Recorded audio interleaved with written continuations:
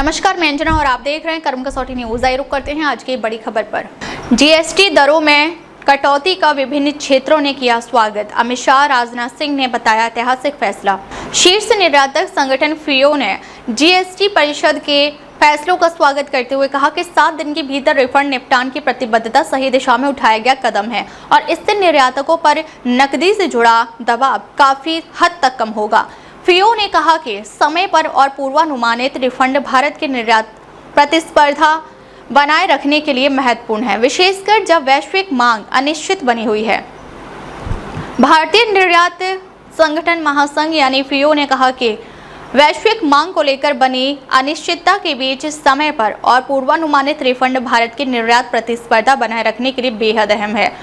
भारतीय निर्यात संगठन महासंघ के निदेशक ने कही ये बात। फियो के महानिदेशक अजय सहाय ने कहा, हमें सरकार के साथ मिलकर इन उपायों के जमीनी स्तर पर सुचारू क्रियान्वयन की उम्मीद है। 1000 रुपए से कम के जीएसटी रिफंड की अनुमति ई कॉमर्स निर्यातकों के लिए विशेष रूप से लाभकारी होगी। उधर फार्मा उद्योग के विशेषज्ञों का कहना है कि जीएसटी परिषद की 56वीं बैठक में किए गए जीएसटी सुधार जीवन रक्षक दवाओं की सस्ती उपलब्धता को बढ़ावा देंगे। जीवन रक्षक दवाओं, स्वास्थ्य से संबंधित उत्पादों और कुछ चिकित्सा उपकरणों पर 18% से 12% की दर को घटाकर 5% या शून्य कर दिया गया है। भारतीय फार्मास्यूटिकल अलायंस यानी आईपीए के महासचिव सुदर्शन जैन ने कहा कि प्रधानमंत्री का जीएसटी सुधारों का आह्वान विकास को प्रोत्साहित करने में अहम भूमिका निभाएगा। जीवन बीमा प्रीमियम पर जीएसटी को शून्य कर दिया।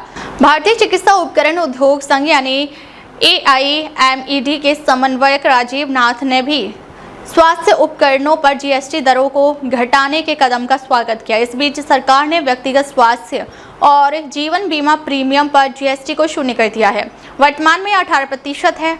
वित्त मंत्री ने कहा कि यह कदम आम आदमी के लिए बीमा को अधिक सस्ता बनाएगा और देश भर में इसकी कवरेज का विस्तार करने में मदद करेगा। अब तक के लिए बस इतना ही। फिर मिलते हैं एक ऐसे ही बड़ी खबर के साथ। तब तक के लिए नमस्कार और देखते रहिए कर्म कसौटी न्यूज।